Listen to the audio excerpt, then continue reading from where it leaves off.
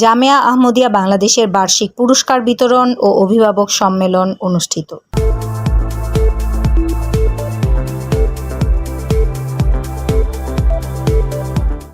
গত ৫ জুন ২০২৬ জামিয়া আহমদিয়া বাংলাদেশের হলরুমে বার্ষিক পুরস্কার বিতরণ ও অভিভাবক সম্মেলন অনুষ্ঠান সফলতার সাথে অনুষ্ঠিত হয়।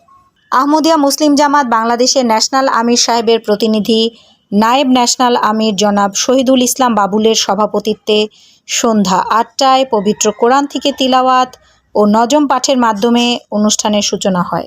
এরপর আলহাজ মাওলানা সালেহ আহমদ, শিক্ষক জামিয়া আহমদিয়া বাংলাদেশ, জামিয়ার দৈনন্দিন রুটিন ও জামিয়ার কার্যক্রম সম্পর্কে স্পষ্ট ধারণা প্রদান করেন।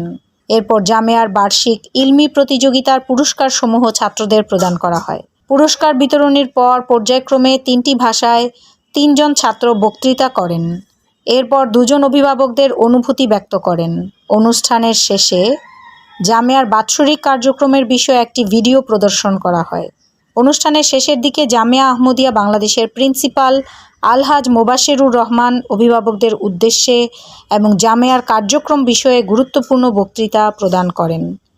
পরিশেষে সভাপতির বক্তৃতা ও দোয়ার মাধ্যমে অনুষ্ঠান সমাপ্ত হয়। অনুষ্ঠান শেষে সকলের জন্য নৈশভোজের ব্যবস্থা করা হয়। ফারহানা তন্নি, সপ্তর্ষি মিডিয়া, নিউজ ডেস্ক।